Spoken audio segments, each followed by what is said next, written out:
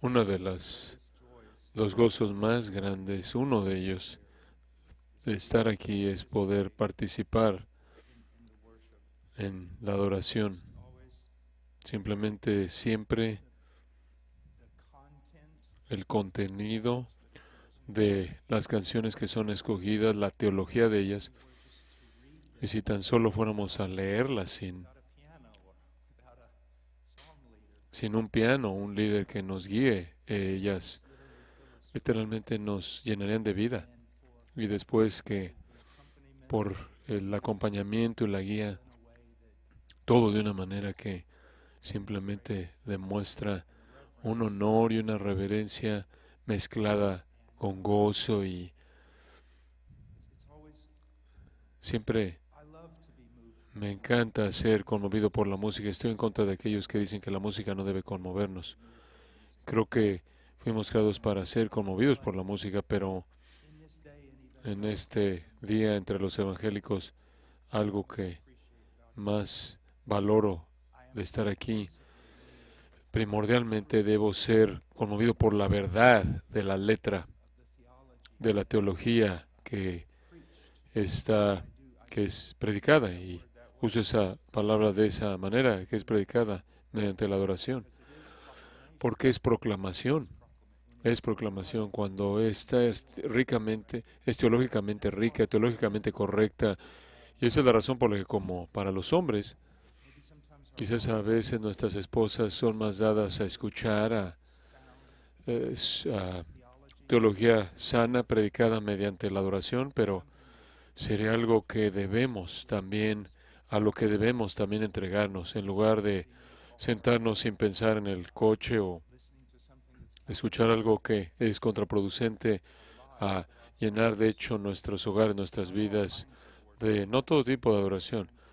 No hay todo tipo, porque no todo tipo de adoración agrada al Señor, pero esa adoración que es bíblica, irreverente y gozosa.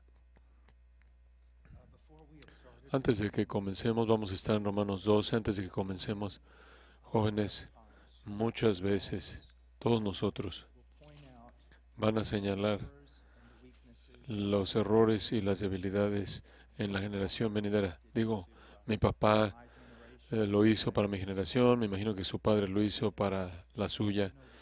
Y ustedes conocen la historia, saben, cuando una vez que yo era de tu edad, fui a la casa, eh, fui de ida y de regreso, iba ahí en un medio de una tormenta de nieve y caminé más de 50 kilómetros de ida y 50 de regreso. Y lo que queremos que los jóvenes entiendan es que toda generación tiene sus desafíos, podrán ser diferentes y podremos tener diferentes tendencias, pero toda generación tiene sus desafíos. Y todos nosotros, jóvenes, escuchen, hombres jóvenes, todos nosotros venimos de la misma raíz. Sí, todos nacimos en Adán. Todos nosotros que somos cristianos hemos experimentado una regeneración por igual y compartimos una fe en común. Todos nosotros, todos tenemos batallas, pero nuestras batallas tienen la intención de ser superadas no por el poder de la carne ni la fuerza de la voluntad, sino por la gracia y poder de Jesucristo. Pero todo comienza con la palabra. Romanos 12, versículo 1. Así que, hermanos, os ruego por las misericordias de Dios que presentéis vuestros cuerpos en sacrificio vivo, santo, agradable a Dios, que es vuestro culto racional. No os conforméis a este siglo, sino transformaos por medio de la renovación de vuestro entendimiento, para que comprobéis cuál sea la buena voluntad de Dios, agradable y perfecta. Oremos. Padre, por favor, para la gloria de tu Hijo y la edificación de tu iglesia, para el fortalecimiento de la institución que fue, Señor, formada por tu decreto de la familia, por favor ayúdanos a crecer como hombres, no un César, no un espartano, sino ser conformados a la imagen de Cristo. Oh Padre, danos gracia con gracia, multiplica la gracia. En el nombre de Jesús, amén. Ahora, Pablo dice, así que hermanos, os ruego. Saben, la predicación no solo es la comunicación de información, no importa cuán verdadera sea. Aquí vemos un corazón pastoral en Pablo, un gran corazón pastoral. ¿Qué sabe que está pasando? Él sabe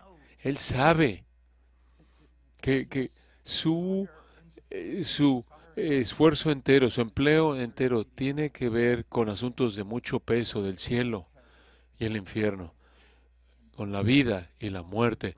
Él los llama hermanos, Él los ama. Él los ama y quiere lo mejor para ellos.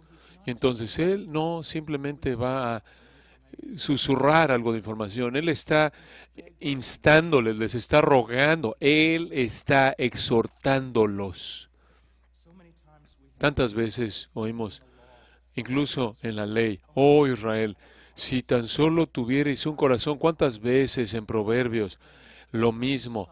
Oh hijo, escúchame, oye mis palabras, escucha la voz de tu madre. Oh, simplemente sigue. No es simplemente una transferencia de información, una comunicación incluso de verdad, sino que es instar. ¿Se acuerdan cómo les di esa ilustración de un hombre que podía descuidar a su esposa, que terminaría destruyendo la relación de la esposa con los hijos, la relación de la esposa con los hijos, los yernos, las nueras, como todo eso se une con un impacto tan fuerte en tantas diferentes vidas?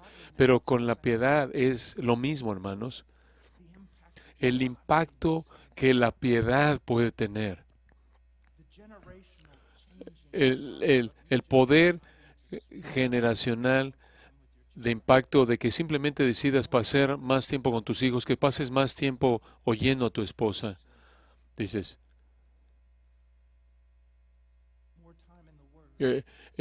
pasar más tiempo, que pases más tiempo en la palabra. El impacto positivo que puede tener es como arrojar una piedra en medio de un lago muy calmado y simplemente ver el impacto que tiene en todo.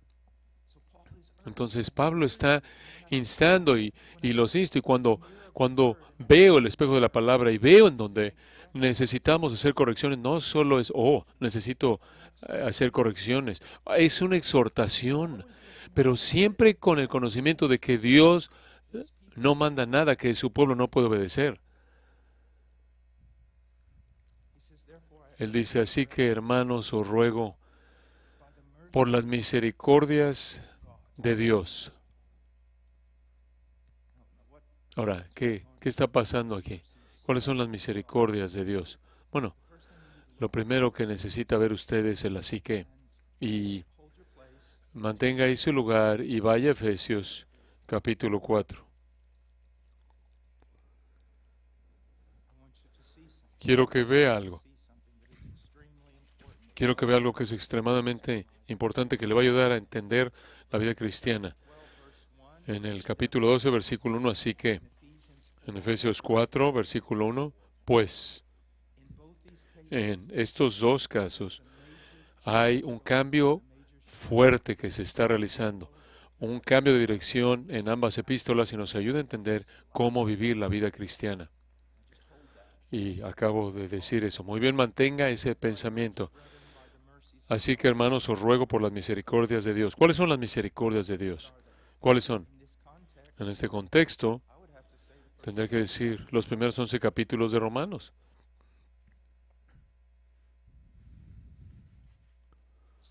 Entonces, ¿cuál es la motivación que puede instarnos, empujarnos, impulsarnos, capacitarnos, movernos, motivarnos? ¿Qué es?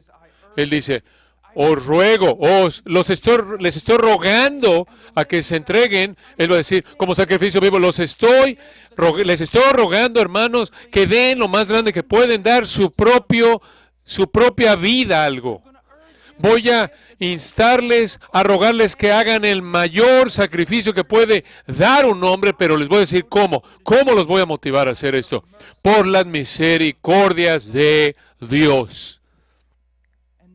Y después Él presenta para nosotros, en los primeros 3 capítulos de Romanos, la depravación radical del hombre.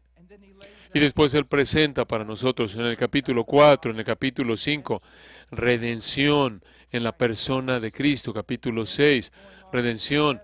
Entrando al 7, entrando al 8, santificación. Entrando en los capítulos 9 al 11, describiendo el pacto, la fidelidad del pacto que tiene, que nunca le ha fallado a su pueblo y nunca lo hará. Y siempre va a cumplir todas sus promesas. Pero después, si toma los primeros 11 capítulos y Él quiere hacer, mira lo que ha hecho, y lo puede resumir así, mira lo que he hecho por ti en Cristo. ¿Quieres motivación? Siempre son las misericordias de Dios. ¿Y cuál es la revelación más grande de las misericordias de Dios? Lo que Dios ha hecho en nosotros en la persona y obra redentora de Jesucristo. ¿Qué debe motivarnos a hacer todo lo que hacemos para servir a nuestro jefe, para entregarnos a nuestras esposas, para entregar nuestras vidas a nuestros hijos, para trabajar para la edificación de la iglesia? ¿Cuál es la motivación de la piedad? Siempre es esto, lo que Dios ha hecho por nosotros en Cristo. Ahí está. Ahí está. Ahora, observa Efesios capítulo 4, mantén tu lugar. En los primeros 3 capítulos de Efesios, ¿qué ha hecho Pablo? Saben, hermanos, podrías pasar la eternidad en los primeros 3 capítulos de Efesios, estudiando 24 horas al día, y ni siquiera te acercarías a las faldas del Everest de este libro. ¿Pero qué está haciendo? Bueno, nos dice en los primeros 13 versículos, en Cristo, en Cristo, en Cristo, en Cristo, todo nos presenta, todo lo que Dios ha hecho por nosotros en el cosmos y en la iglesia, todo lo que Dios ha hecho está en Cristo y su obra redentora en el Calvario. Entonces, ¿qué dice? Yo pues, preso en el Señor, os ruego, ahí va otra vez, no solo es, tuvimos una gran explicación teológica, ¿no es cierto? Eso no es lo que está diciendo. Él dice, ahora os ruego, como le dijo a los romanos, os ruego que andéis como es digno de la vocación con que fuisteis llamados. Entonces, en Romanos 12, 1 y 2, Él va a rogarte a entregar tu vida como un sacrificio vivo. En Efesios 4, Él está rogándote, implorándote que andes de una manera digna. Y en ambos casos, la motivación para eso viene de todo lo que Dios ha hecho por nosotros en la persona de Cristo. Entonces, ¿cómo creces en tu motivación? ¿Cómo creces en tu amor? ¿Cómo lo haces? Te puedo decir lo que en términos típicos sucede entre los evangélicos. Vas a una conferencia con música emotiva, realmente oradores emotivos, y te enciende, te prende, y el fuego dura unos 3 días. Es como, piensan que el hombre cristiano es algo así como un juguete de cuerda, ¿tú sabes? Dale cuerda en la conferencia, dales cuerda y suéltalo. Y dura solo unos 2 días. ¿Y sabes qué? Después, cada vez que un hombre pasa por esto, ¿sabes lo que pasa? Se vuelve más y más amargado, porque se vuelve más y más desesperanzado, porque llega a entender que nunca voy a crecer y madurar, nunca voy a caminar con pasión por Cristo. Y después alguien viene y dice, necesitas caminar con pasión en Cristo, y claro, está tan enojado como puede ser. ¡Ya! ¡Páralo! Otra manera con la que tenemos que tener cuidado es que cuando hablamos de, tú sabes, siempre es la gran convención y salir ahí y ser un guerrero y un campeón para Cristo y todo. Y los hombres en las bancas están, bueno, mi vida entera, mi familia y todo se está desmoronando. Entonces necesitamos más que solo venir a la conferencia y que te den cuerda. Como siempre le digo a la gente, me encanta realmente los seminarios bíblicos, pero los seminarios bíblicos no pueden hacerte un hombre de Dios, únicamente te dan las herramientas para que tú puedas pasar el resto de tu vida creciendo para llegar a ser, para ser un hombre de Dios. Entonces, las conferencias no solo pueden darte cuerda, tienen que darte algo que te lleves a casa, pero llevártelo a casa no es suficiente. Y los predicadores de YouTube no son suficientes. Tienes que estar en una iglesia bíblica que constantemente está presentando frente a ti que todo lo que Dios ha hecho por nosotros en Cristo. Y aquí hay algo que necesitas saber. Es muy importante. Entre más, si tienes un corazón no regenerado, entre más aprendes de quién es Dios, de la justicia de Dios y las obras de Dios, más vas a odiarlo a Él. Eso simplemente es verdad. Eso es verdad. Odias la luz. Si estás en la oscuridad, odias la luz porque amas las tinieblas. Y entre más luz ves, más te metes, más huyes en la dirección opuesta a la oscuridad. Y así como un niño, cuando yo estaba, tan pronto como veían ciertas cosas, cuando yo salía al campo, tan pronto como veían la luz ciertos animales, se iban corriendo a la oscuridad. Así es el hombre no convertido. Ahora, si eres un cristiano, ese no es el caso. Ese no es el caso. Si tú verdaderamente eres regenerado, verdaderamente eres convertido, entre más oyes de Dios, ves de Dios, entre más entiendes de Dios, más vas a amarlo y más serás motivado a obedecerlo. Ahora, permíteme compartir contigo cómo es que esto funciona. Cuando yo estaba recién casado, la amaba a mi esposa, la amaba. Casi 30 años han pasado. No soy el mismo. Mi esposa no es la misma. Pensarías que en 30 años las cosas en cierta manera serán algo en común, porque lo nuevo siempre se desgasta. Yo tengo más años, mi esposa tiene más años. Hemos cambiado. Hay tantas cosas, en tantas cosas.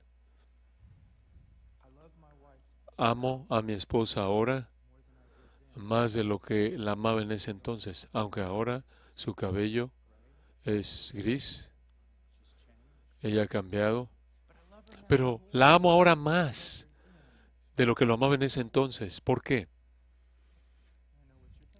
Sé lo que estás pensando, porque eres carnal y torpe. No, no es cierto, estoy bromeando. Sé lo que estás pensando. ¿Sabes el momento en el que un hombre habla así? Te voy a decir de la idolatría de la que está hablando. Del momento en el que alguien habla así, ¿sabes lo que todo el mundo en la congregación está diciendo? Es, wow, qué hombre tan maravilloso. Ama a su esposa ahora, más de lo que la amaba antes. Oh, él es tan maravilloso. Estás viendo las cosas de manera equivocada. Es simplemente como cuando ves un hombre o una hermana que parece tener una pasión extraordinaria por Cristo. ¿Qué es lo que inmediatamente piensas? Hay algo maravilloso en él o en ella, ¿verdad? Entonces, cuando un marido comienza a hablar de que ama a su esposa más ahora de lo que la amaba antes, automáticamente piensas, ¡qué hombre tan maravilloso! Quizás no es maravilloso en absoluto. Quizás es su esposa. Quizás él simplemente es un hombre normal, aburrido, de corazón denso.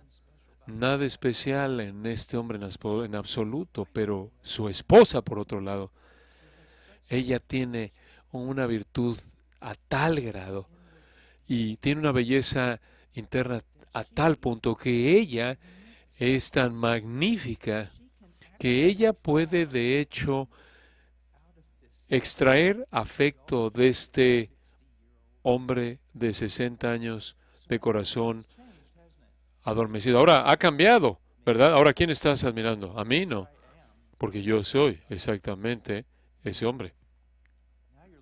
ahora estás viendo a mi esposa. Digo, eso es sorprendente, esa mujer debe ser sorprendente.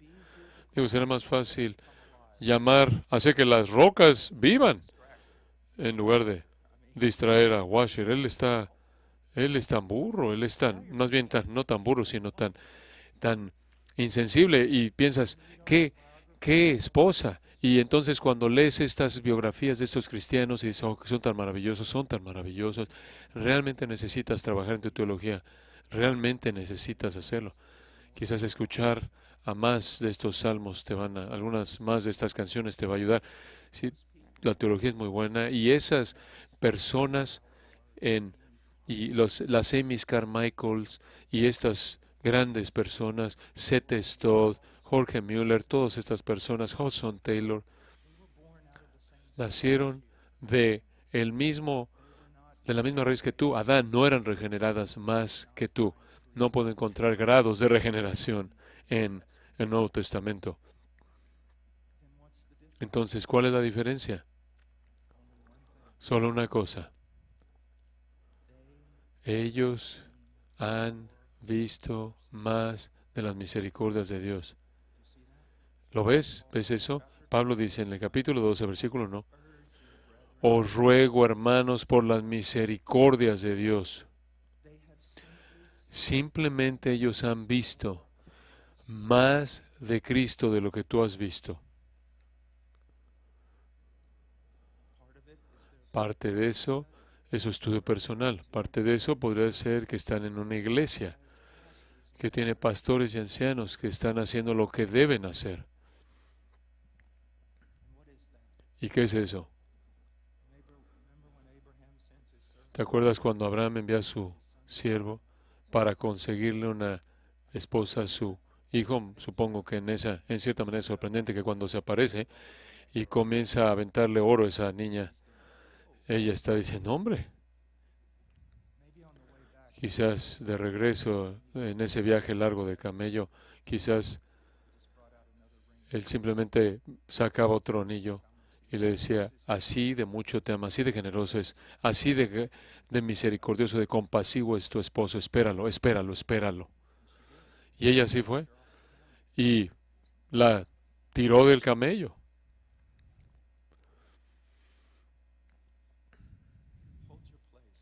Mantén tu lugar, porque sé que hay algunos predicadores aquí. Simplemente mantén tu lugar. Quiero que veas algo. Colgaría esto en el estudio de todo predicador si pudiera, aunque esto no está dirigido en absoluto a la predicación. Ciertamente hay una mente para la plata, el oro es tomado de ahí y los hombres se mete a las tinieblas en los límites más extremos, escudriña la roca y la oscuridad en la sombra profunda. Él envía una herramienta lejos de la habitación y cuelgan de aquí para allá, lejos de los hombres. La tierra, de ahí sale alimento y debajo de eso son rocas y hay zafiros y su polvo contiene oro. En ningún lugar ha conocido el ave no ha conocido este lugar ni la bestia y ninguno ha pasado por ahí, pero coloca su mano ahí. Voltea los montes en el día. Él abre arroyos en los montes, sus ojos ven cosas preciadas. Él contiene el flujo del arroyo. Él detiene los arroyos y lo que está escondido lo trae a la vida. Ese es el estudio del pastor ahí. ¿Sabe cuál es mi trabajo? Resultado completamente Estoy en el negativo. ministerio de hombres, ¿verdad? ¿Saben cuál es mi trabajo primordial? Es entrar a esa mina lejos de los hombres y pasar horas y horas ahí en la palabra de Dios. ¿Por qué? ¿Para que pueda enseñar teología? No, pero lo que enseño será teológico. Es para presentar en una medida que se va incrementando de las bellezas y las glorias y las maravillas y los poderes del cónyuge de la iglesia, para que ella se deleite en él, para que ella sea motivada para esperarlo a Él, para que ella sea fortalecida del novio de la iglesia, y para que ella diga, "Oye, él es todo lo que dice que va a ser". Una de las cosas que le digo a las cosas que están cansadas les digo, me encanta esto. Le digo, permítame decirte algo, al que está cansado, cuando llegues al cielo, sé que estás tan cansado, piensas que has fracasado. Cuando llegues al cielo, Él estará más contento de verte a ti de lo que tú estarás contento por verlo a Él. Su amor incondicional. ¿Y dónde? ¿Cómo tenemos una visión más grande de eso? Lo tenemos en la palabra, hermanos. Sé que me oigo como un disco rayado, pero lo encontramos en la palabra. No vamos a la palabra primordialmente por principios, aunque hay principios. No vamos a la palabra primordialmente para encontrar mandatos o sabiduría o nada. Primordialmente vamos a la palabra para verlo a Él, para ver su gloria, para ver su belleza, su majestad y sobre cualquier otra cosa. Todo lo que es revelado en nuestro Dios es en su forma más completa en el Calvario. Y eso es lo que nos motiva, nos mueve simplemente una visión más grande de Dios en la cruz. Porque no puedes conocer a Dios en su plenitud fuera del Calvario. De hecho, los atributos de Dios no armonizan hasta que llegamos al Calvario. Porque la gran pregunta a lo largo de la historia de las Escrituras es que ¿cómo Dios puede ser santo y justo y misericordioso y compasivo hacia los pecadores? Y la respuesta está en el Calvario, en donde todos los atributos de Dios son armonizados y vemos a Dios en toda su plenitud.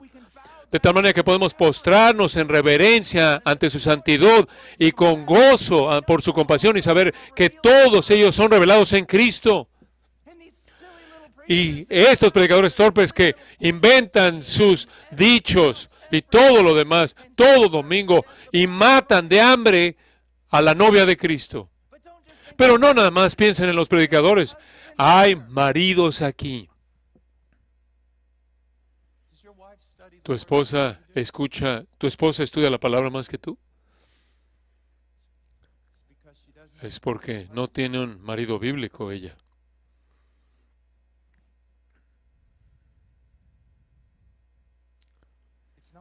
No es solo el predicador el que debe entrar en las profundidades de la mina, es el marido que debe entrar en las profundidades de la mina y enseñarle a su esposa cómo entrar en las profundidades de la mina y enseñarle a sus hijos cómo entrar en las profundidades de la mina. Tiene que ver a un hombre que no es perfecto porque no lo hay. Tiene que ver un hombre que va a sus hijos y le dicen, he pecado contra ti, fue impaciente esta mañana, por favor, perdóname. Y después cuando dicen, está bien, papá, el padre dice, no, no está bien, por favor, dime que me perdonas. No necesitan ver un papá perfecto, pero necesitan poder ver que Dios, es a ese Dios y esa cruz, y ese Nazareno,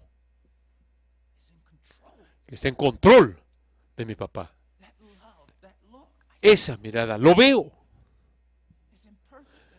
No es perfecto como Él es. Vemos esto por toda la Biblia. De hecho, la piedad que no fluye de todo lo que Dios es para nosotros, todo lo que ha hecho por nosotros en Cristo es una piedad que de alguna manera está conectada a la idolatría. Es todo para Él. Y esto es tan importante, hermanos, es tan importante que veamos esto.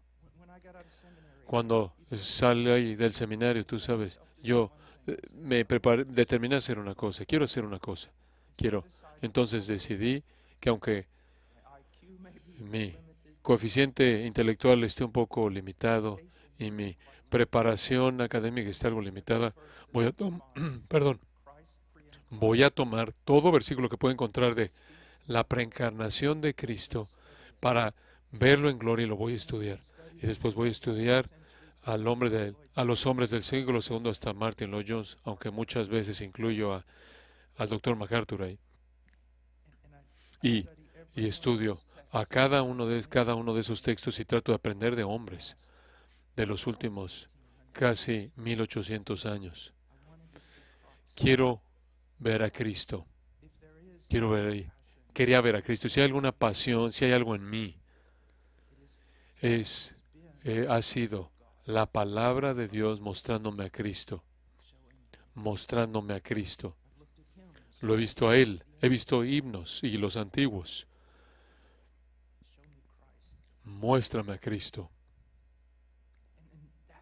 Y eso, de ahí viene la pasión. Si viene de la voluntad personal es pecado. Si viene de un hombre extraordinario o mujer, es anticristo. Viene simplemente de una visión más grande de Cristo. Y esa es la razón por la que nuestras canciones tienen que estar llenas de Cristo. Esa es la razón por la que la predicación tiene que estar llena de Cristo, conforme todo apunta a Cristo. Yo cuando enseño acerca de la ley, acerco la ley nos lleva a Cristo. El propósito de la ley, estoy enseñándole a los niños a lo largo del libro de Proverbios en este momento, y una de las cosas que constantemente estoy amartillando es que Proverbios en muchas maneras funciona como la ley. ¿Cómo? Bueno, es que vas a la ley y te muestra tu pecado y te lleva a Cristo. Vas a Proverbios, te muestra que eres un insensato, un necio y te apunta a Cristo. Pero está ahí. Y vemos eso si ves en 2 Corintios 5. Quiero ver un texto que con frecuencia es muy mal interpretado. 2 Corintios 5, 14. Porque el amor de Cristo nos constriñe, pensando esto, que si uno murió por todos, luego todos murieron.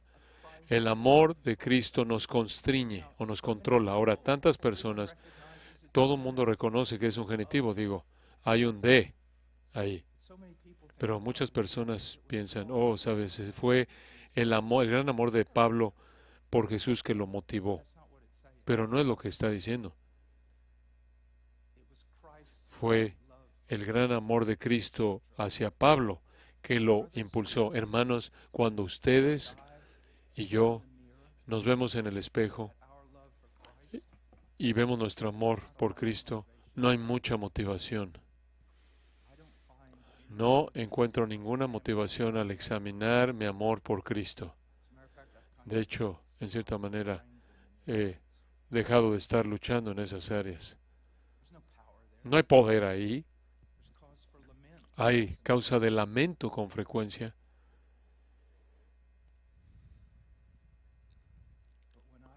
Pero cuando yo veo el amor de Cristo hacia Paul Washer, ahora, ahí hay motivación.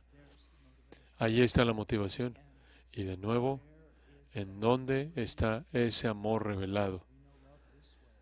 En esto conocemos el amor. Ve a 1 Juan 4. ¿Cómo conocemos el amor? ¿Cómo conocemos el amor? ¿Cómo conocemos el amor? Dio a su Hijo, dio a su amor, dio a su Hijo, porque de tal manera amó Dios al mundo que dio a su Hijo. Todo se reduce a... Bueno, permíteme decirlo de esta manera. Estaba predicando en este auditorio, en esta universidad, y se me acercó un hombre años atrás y estaba furioso. ¿Por qué estás hablando tanto del pecado? ¿Por qué estás hablando del pecado? ¿Por qué estás hablando tanto del pecado? Yo le dije, porque quiero que ames a Dios. ¿Qué? Sí, ¿nunca has leído la que ella amó mucho porque se le perdonó mucho? Pero no puedes saber cuánto se te ha perdonado si no sabes cuán pecaminoso eres. Y no puedes entender cuán maravilloso es el perdón si no te das cuenta del calibre de la persona infinita gloriosa que es y cómo lo hizo. ¿Cómo? Puedes ver, si quieres crecer en tu amor por Dios, tienes que llegar a un entendimiento más grande, de un entendimiento bíblico de quién es y lo que hizo por ti. Que el Hijo de Dios, como puedes ver, todo lo que Dios ha hecho, Él ha hecho a través de su Hijo. Y que Dios dé a su propio Hijo. Y que ese Hijo se humille y adopte carne humana. Y vino en semejanza de carne humana. No quiere decir que su cuerpo era corrupto o pecaminoso, sino que su cuerpo estuvo expuesto como una herida a todas las consecuencias de la caída. y que Él vive una vida perfecta y sufre cosas incontables, incluso aún antes de ir al Calvario. Y después en Getsemaní, tomando esa decisión, no se haga mi voluntad. Y después yendo al Calvario, y ahí siendo callado por 3 horas en un cuarto con las ola tras ola tras ola de la ira del Dios Todopoderoso derramada sobre Él. Y te puedo asegurar que después de una eternidad y eternidad vas a entender muchas cosas que no entiendes, pero yo creo que nadie, ni siquiera un arcángel, nadie jamás va a comprender el sufrimiento que le sucedió a Cristo en esas 3 horas, encerrado en ese cuarto. Solo el Dios Todopoderoso lo entiende. El precio que fue pagado para salvar a miserables. Y entre más entiendes eso, hermano, entre más entiendes eso, si no te conmueve, tienes que ir con el pastor a buscar consejería, porque posiblemente no eres convertido, pero entre más creces en tu conocimiento de Dios en Cristo, no vas a necesitar que te den cuerda como un juguete. No va a ser como un momento en el que tomaste mucho azúcar y luego chocas y caes. Solo será.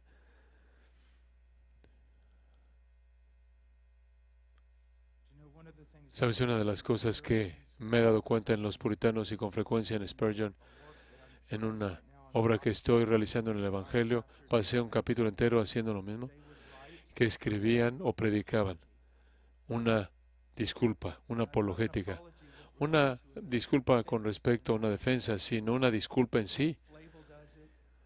Flavel lo hace, Owen lo hace. Tengo varias citas a lo largo de la historia de hombres que lo han hecho, que cuando estaban preparándose para hablar del Evangelio, primero presentaban una disculpa larga con respecto al fracaso futuro de lo que están por decir. ¿Por qué? Porque la belleza de Cristo, la magnificencia del Calvario,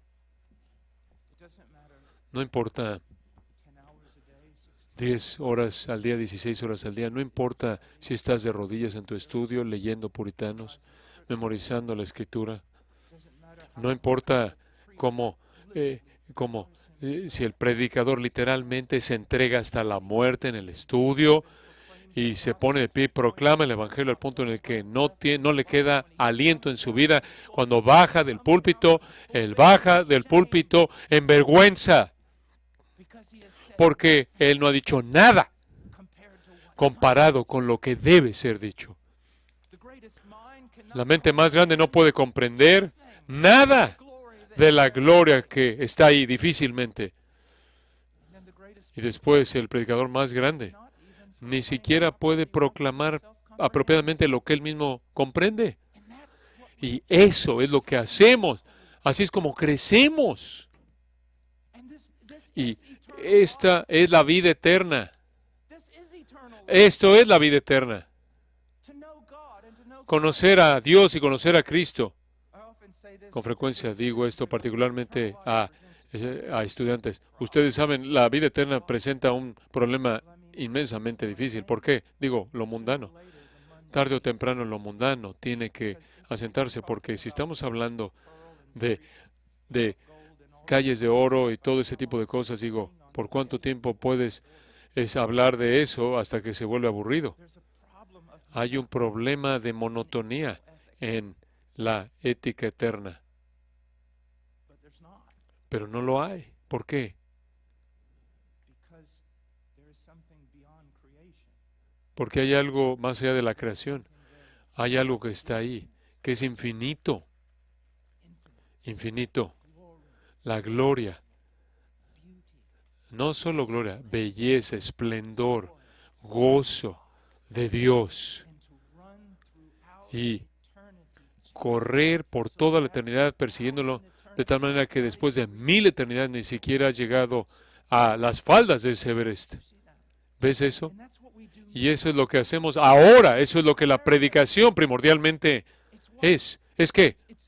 Es el predicador buscando rastrear esa gloria para mostrársela a la gente tratando de ver más y más gloria, y conforme ven más y más de Cristo,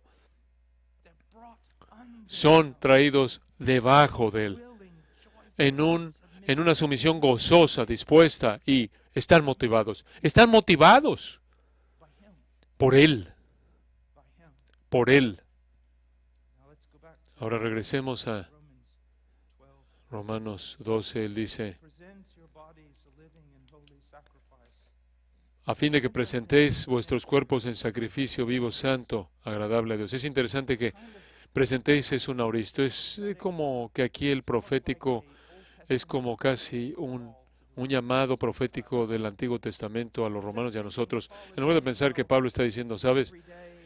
Cada día vuélvete a comprometer al ir enfrente de la iglesia, como hacen toda iglesia, un llamado al altar cada vez que pasan al frente. Eso no, de eso no está hablando. Es más una idea de, y este será mi llamado a ti. ¿Hasta cuándo, hombres, van a cojear entre dos opiniones? Si Yahweh es Dios, entonces sírvelo. Si Baal y este mundo son Dios, entonces sírvelo. Pero deja de caminar entre dos opiniones. De una vez por todas, ve, de una vez por todas, por una vez en tu vida, considera las palabras que se hablan de manera común. Jesús es Señor. Toma una mirada larga y bíblica, y no solo en este momento para que algo suceda al final de que yo hable, sino ve y sigue viendo. Ve a tu pastor y dile, enséñame cómo ve. Ve a tus grupos de estudio bíblico con hombres que genuinamente están enseñándote lo que es ver esto. ¿Hasta cuándo continuarás cogiendo entre dos opiniones? A veces estoy trabajando con alguien quizás que está tratando de aprender a cómo disparar un arco. Algún niño está hablando de cómo empujar mejor unas pesas o hacer una mejor sentadilla, y yo lo veo y le digo, tienes que cambiar esto, esto y esto. Y unas veces dicen, bueno, solo quiero seguir siguiendo esto. Si sigues haciendo esto, vas a seguir con los mismos resultados. ¿Quieres los mismos resultados? Sigue haciendo lo mismo. Es como tarde o temprano tienes que romper. Tienes que romper finalmente con eso y decir, ¿por cuánto tiempo he estado en la vida cristiana en donde en cierta manera estoy caminando entre dos opiniones? Tengo un pie en el mundo y un pie en el reino y estoy simplemente ahí. Dices, bueno, ¿me estás diciendo que lea la Biblia? Bueno, ¿has hecho muchos compromisos para leer la Biblia? ¿Has hecho otros compromisos para orar más? Bueno, sí. ¿Ha funcionado? Bueno, no necesariamente. Muy bien. Entonces, ¿qué vas a hacer ahora? ¿Volver a comprometerte igual? Puedes hacer lo que yo hago. Ve a los ancianos, con otros hermanos. Ve a mi esposa. Voy con mi esposa, en serio, de veras. Voy allá primera. Acudo allá primera. Le digo, solo quiero ser más. Quiero ayuda. Quiero que la gente ore por mí. Quiero orar por la gente y que oren por mí. Siempre quiero buscar, siempre busco hombres cuando dejo su presencia. Siempre busco a hombres siempre busco hombres que después de dejarlos quiero ser más noble. Y quiero decirles algo, hermanos. Desde casi el momento en el que fui convertido hasta este día mismo, excepto por un año, algo así en Perú, incluso en ese entonces, los de Perú, los hermanos y hermanas de Perú se volvieron parte de mi fortaleza. Dios debe saber cuán verdaderamente débil es Paul Washer, porque siempre me ha colocado con hombres buenos, con hombres mejores que yo, con hombres que quieren ser mejor que yo. Y no estoy aquí haciendo algo de psicología. Aquí solo tienes que leer Efesios 4. Solo tienes que entender que el verdadero crecimiento fuera de una conexión con la iglesia local y la Biblia, eso no va a pasar. Supongo que podría pasar de manera milagrosa y donde las circunstancias de la gracia de Dios y su providencia fuera extraordinaria, pero la manera común en la que crecemos, los medios de la gracia, es que necesito a mis hermanos y hermanas en Cristo. Y estoy abierto y soy abierto con ellos. Estoy abierto con ellos. Y si necesito un consejo sabio, siempre voy con ese anciano Antonio Vitina. Si necesito algo de teología, voy con Jaime Tucker o mi colaborador Sean.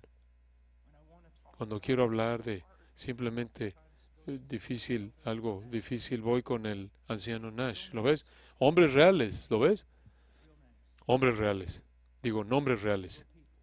Gente real.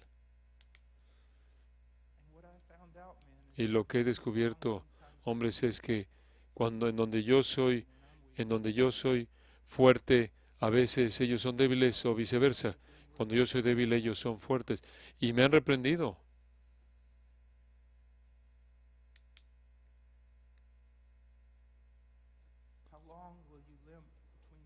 ¿Hasta cuándo vas a titubear entre dos opiniones y cuándo vas a decir, mira, cuánta vida me queda? Presentar tus cuerpos en sacrificio vivo, agradable a Dios. Me parece interesante aquí que usa la palabra cuerpo. Me parece muy, muy importante.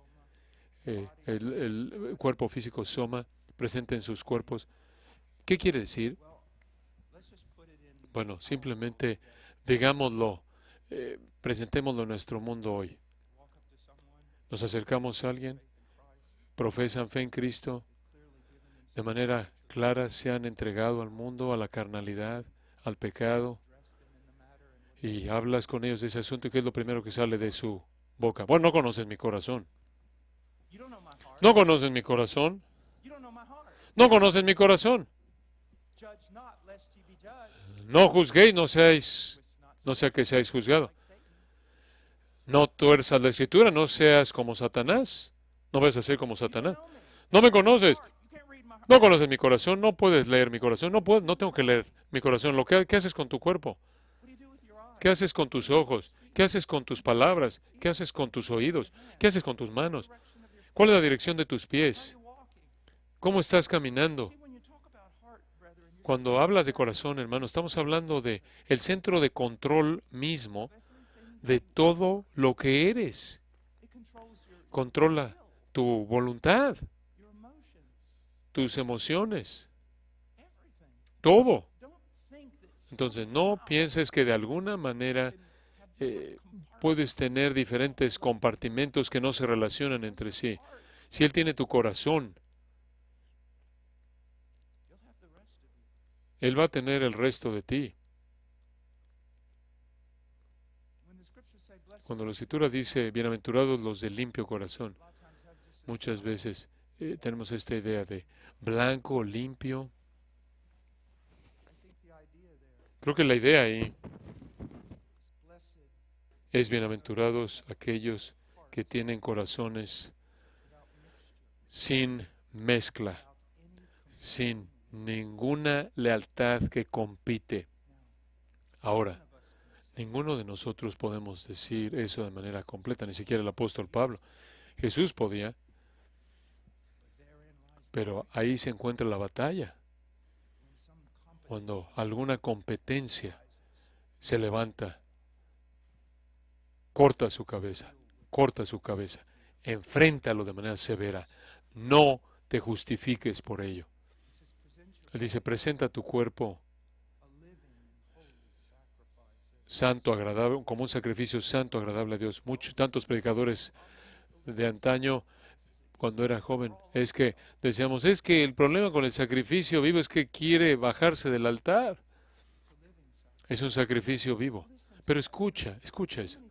Tantas veces creo. El arte es algo maravilloso, créelo, no me encanta el arte. La mayoría de la gente se sorprende que incluso puedo leer, me gusta el arte. Pero algunas veces ves el arte religioso y te das cuenta de cuánto daño ha hecho. Por ejemplo, el concepto de la mayoría de la gente de Jesús se basa en ideas o arte muy equivocadas, no bíblicas, que ni siquiera deberían haber sido pintadas en primer lugar. Su idea de, tú sabes, de el cruce del Israel, está ahí los 10 mandamientos, Charlton Heston, y tenemos esta idea del sacrificio. Casi tenemos esta idea católica de algo, quizá una idea estoica, morbosa, de sufrir por sufrir. No, Jesús le enseñó de una manera totalmente diferente. El que pierde su vida, ¿qué pasa? La halla. El que guarda su vida, la pierde.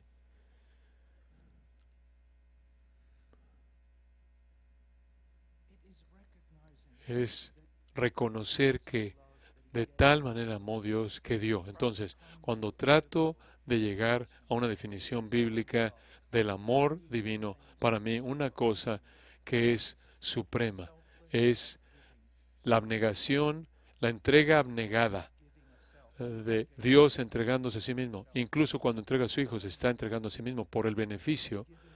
Él está entregándose a sí mismo. Incluso la humildad de eso. ¿Sabes? Una de las cosas que realmente es útil para mí, olvido cómo se llama lo que estaba leyendo, fue muy útil. Quizás fue O'Brien, pero él estaba hablando de Filipenses, en que vemos que Cristo se humilló a sí mismo. Pero ahí hay humildad. Y el punto que él presentó fue, no limites ese atributo de la humildad a la encarnación. La humildad de Cristo fue una manifestación de humildad divina, de que Dios se entregó a sí mismo. Creo que hay algo de verdad en eso. Y que en eso encontramos gozo. Yo te desafío, simplemente continúa, tú sabes, siendo egoísta en casa, peleando con tu esposa pensando que has hecho algo bien porque tú trajiste dinero en casa y no has sido fiel, no has sido infiel, sigue haciendo eso. O, sin hacer algún anuncio, comienza a servir a tu esposa, simplemente comienza a servirla. Niega tu cansancio, niega tus pequeños niños con los que corres o tus pequeños amiguitos con los que corras o lo que hagas, niega tus juguetes y comienza a servir a tu esposa. Y ves si el gozo, ves si algo no pasa con el gozo, ve si no duermes mejor. ¿Alguna vez has reclamado cosas para ti mismo que se convirtieron en gozo? ¿Alguna vez has hecho demandas que se convirtieron en gozo? ¿Alguna vez hiciste declaraciones? ¿Alguna vez demandaste tus derechos y te trajo paz? ¿Alguna vez has puesto tu vida en el servicio y te estorbó de dormir? Quizás te pudo haber estorbado de dormir simplemente por el gozo de eso. ¿Te das cuenta? Él no está tratando de lastimarte. Él no está tratando de convertirte en un monje por causa de ser un monje. Él está diciendo, esto realmente es el camino al gozo, es el camino a la vida. Y la vida no solo es respirar, inhalar y exhalar. Eso no es la vida, eso es existencia. Un hombre me dijo en una ocasión, hijo, la mayoría de la gente, un hombre mayor dijo, la mayoría de la gente se muere 30 años antes de que sean sepultados. Simplemente existen. Y como Perú dices, estás vivo porque en Perú dicen, vives porque el aire es gratis.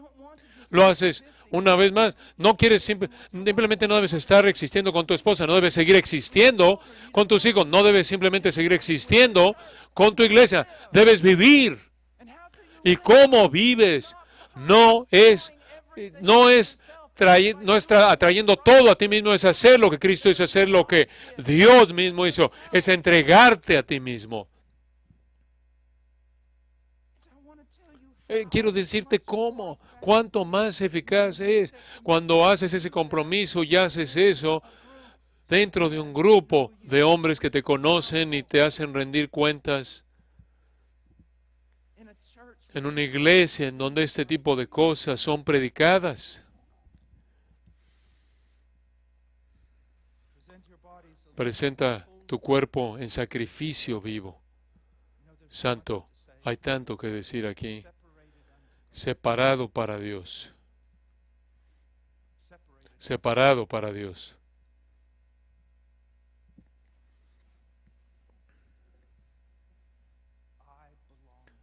Yo le pertenezco a Dios. ¿Se acuerdan cuando hablo de meditar en la mortalidad de vez en cuando? Medita en esto. No eres tuyo. Tú no eres tu propio dueño. Por precio fuiste comprado. Pasa una semana o dos meditando en eso. No sois vuestros, yo no soy mío. He sido separado para Dios, lo cual tanto es un privilegio como una responsabilidad. Una de las cosas que me encantan de, ustedes saben, esta nueva traducción del legado es que presenta la idea de dulos. Yo le pertenezco a Él. Yo soy un esclavo a un amo perfecto. Es interesante, yo hace varios años atrás estaba preguntándole a algunos de mis parientes de dónde venimos. Y mi mamá, claro, sus papás vinieron de Croacia y descubrieron que vinieron simplemente de la parte oeste del lago Baikal en Rusia. Los rusos dicen, ¿cómo entendemos? Ahora entendemos mucho de ti, hermano Paul, en tu predicación porque está relacionado a nosotros los rusos, pero el asunto de Washer, ¿de dónde viene eso? Ahora, no sé, porque ustedes saben, hay todo tipo de árboles genealógicos y todo, pero lo consulté en diferentes ocasiones y encontré una consistencia. ¿Saben por qué mi apellido? Porque, según ellos, ¿saben por qué mi apellido es Washer? Según ellos, podría estar mal. Descubrí ahí en el árbol genealógico Washer que decía, él lava las ovejas de su Señor. Éramos meros esclavos en un periodo insignificante. Si tu nombre era Tanner, quiere decir que tú teñías las pieles, nosotros las lavábamos. Y cuando comienzas a ver lo que hacían es que no tenían vida fuera de lo que hacían, ¿ves la diferencia aquí? Es que este es el que me hizo, este es el que es más sabio que todos, y este es el amo que me ama más de lo que jamás yo podía amarme a mí mismo. Y Él me separó para su servicio. Y su servicio no es solo la gran comisión. De hecho, eso ni siquiera es en donde comienza. Ahí. Es servicio para Él en adoración. Y me parece interesante que la misión ahí en Hechos 13 comienza con ministrar al Señor. Es ministrar al Señor. Buscar ser conformado a su imagen.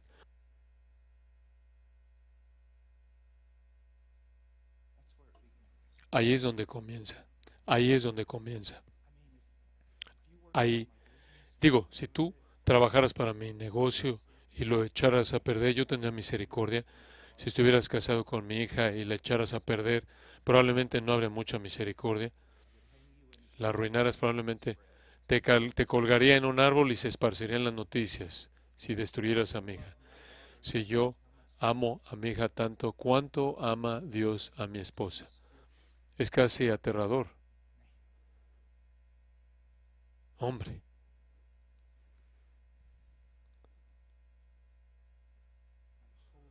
soy santo para Él en adoración, santo para Él con nuestras esposas, con nuestros hijos, con nuestra iglesia, con nuestro trabajo. Un sacrificio vivo, agradable, santo para Dios. Agradable a Dios, ¿cómo puede ser algo que hacemos agradable a Dios? Porque es el Señor nuestro Salvador quien santifica nuestras ofrendas. Es la muerte de Cristo. Es su ministerio continuo de intercesión.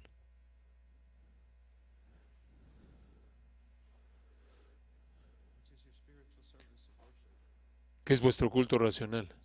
Algunos lo traducen su servicio racional de adoración. Siempre pienso que es simpático que siempre vamos a los extremos.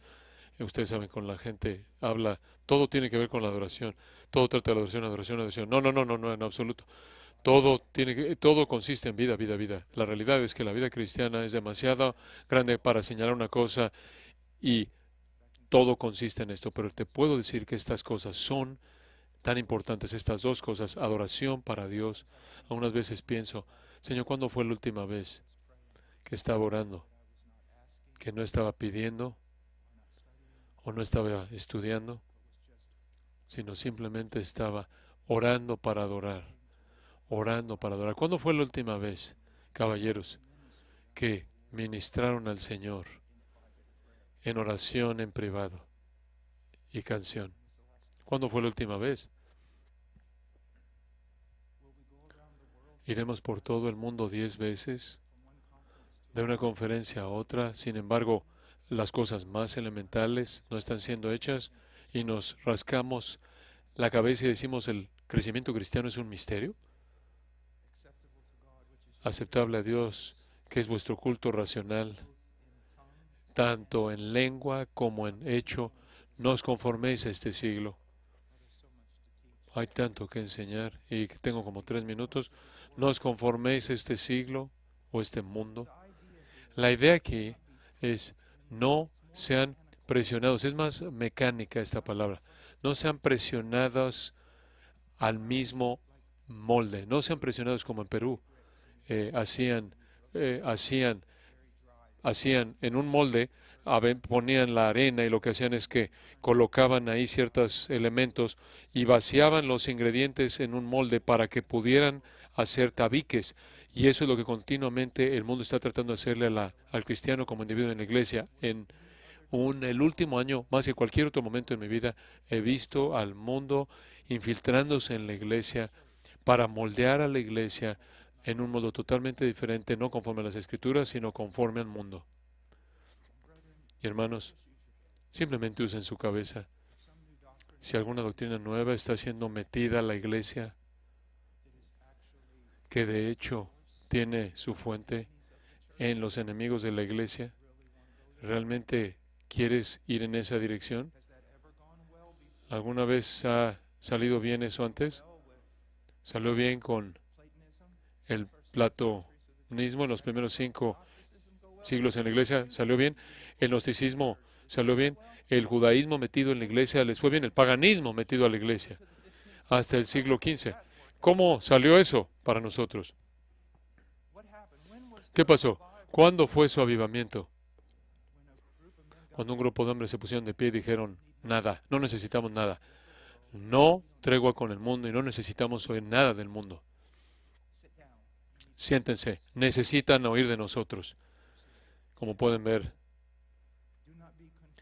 no os conforméis este siglo, sino transformaos. De la palabra metamorfosis, relacionada a la palabra metamorfosis, esto es más orgánico, esto es espiritual, esto es vida. ¿No es sorprendente que en las sociedades en las que ciertas personas o los elitistas o que decide el gobierno que la sociedad debe ir en cierta dirección, cómo te hacen hacer eso? ¿Cómo te hacen ir en cierta dirección? Mediante fuerza, en primer lugar, va a ser imposición y vergüenza, y después va a ser castigo y después va a ser imposición y encarcelamiento. Siempre es por fuerza. ¿Cómo es que Dios cambia a los hombres? Es espiritual, es orgánico, es la infusión de la vida, es la vida, es la palabra viva que transforma a un hombre, siendo transformados mediante la renovación de vuestro entendimiento, su mente. Piensa en tus hijos. Y caballeros, algunos de ustedes realmente necesitan tomar algunas decisiones aquí. están despiertos 16 horas al día. Dicen que van a la escuela pública 5 días a la semana, 8 horas al día, en las que, si no sabes, van a ser instruidos en casi todo lo que tu Biblia se opone. Después van a venir a casa y van a ver la televisión. Y ahí hay una fuente de piedad. Van a estar en su computadora. Y sus compañeros van a ser sus ejemplos. Y van a querer agradar a sus compañeros, a sus amigos. Y después, durante 45 minutos cada domingo, tú los metes a la escuela dominical, en donde o juegan juegos o pintan hermosos dibujos de el pajarito que sale del arca de Noé, y te preguntas por qué no pueden entender la Biblia. ¿Qué misterio? Alguien debería investigar esto. ¿Quién podría ser tan sabio e inteligente como para entender este problema? Y después vete a ti. No entiendo por qué lucho con mi vida de oración. En serio. ¿Cuánto tiempo pasas en la pantalla y cuánto tiempo pasas en la Biblia?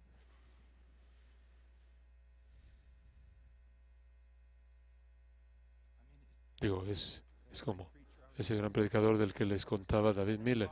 Él, digo, no se necesita ser un experto en cohetes. Simplemente piensa en lo básico. He hablado con tantos hombres en esta semana aquí, ahí en el coche.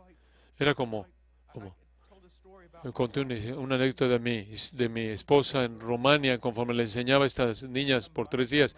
Un día finalmente se acercó en preguntas y respuestas y digo, sabe, señora Washer, gracias por todo, pero parece como que en todas tus respuestas a nuestras preguntas necesitamos estar en la Escritura más y necesitamos orar más. ¿Por qué es eso? Y ella dice, bueno, es porque necesitas estar en la Escritura más y necesitas orar. No sé qué más decirte. Me imagino que hay opciones. Podrías correr aquí a una de las iglesias aquí, pero probablemente ya has hecho eso. Es la Escritura. Y es darte cuenta como hombre que no fuimos creados en el cuerpo de Cristo para ser llaneros solitarios, para estar solos. Eso no es cierto. Hierro con hierro se aguza. El que anda con sabios, sabio será. Pero el que se junta a necio sufrirá daño. ¿Sabes por qué tienes a un hijo que tiene 28 años de edad y todavía actúa como niño? Es porque toda su vida, la única influencia que ha tenido en su vida son los otros jóvenes de su edad. ¿Y dónde están los hombres? ¿Dónde están los hombres? ¿Dónde están los hombres? Espero que estén aquí. Y debes saber esto conforme cerramos. Si ves a tu alrededor y ves las cosas que están saliendo mal en Estados Unidos y la pérdida de hombres y ves a tanta oscuridad que se está propagando, por favor entiende que Cristo está en control de las naciones.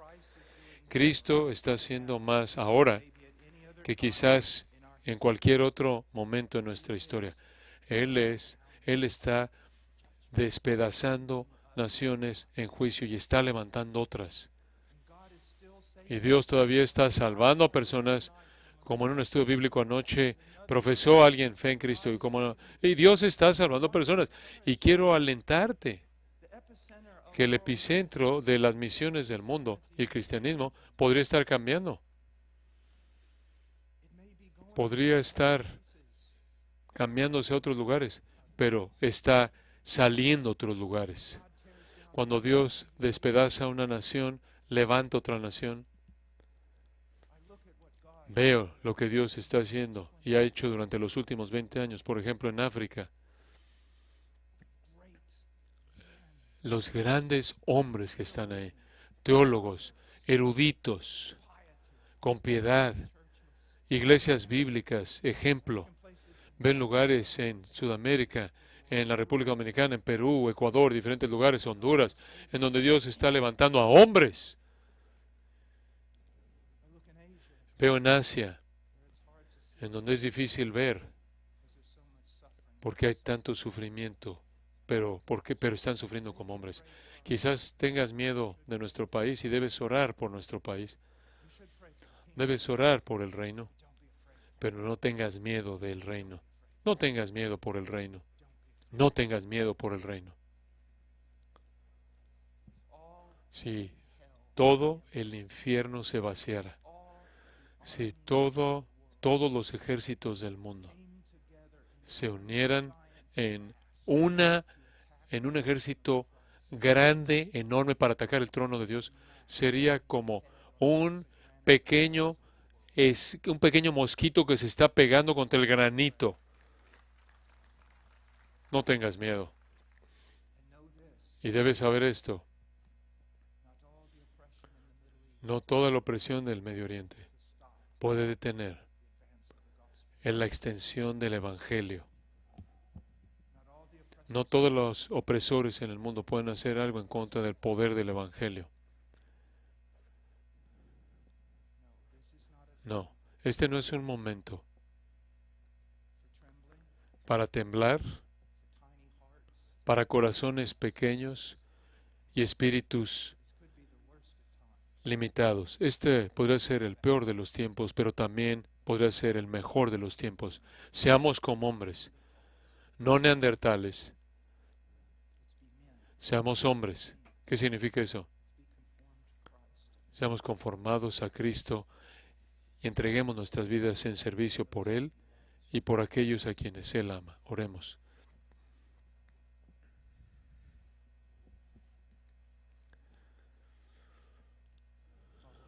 Padre, gracias por tu palabra.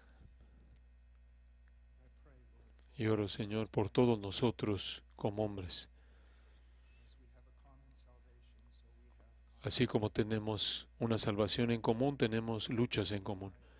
Querido Dios, reconozco delante de ti que solo hay un héroe en la historia y es nuestro hermano mayor Jesucristo. En su nombre pedimos, por favor,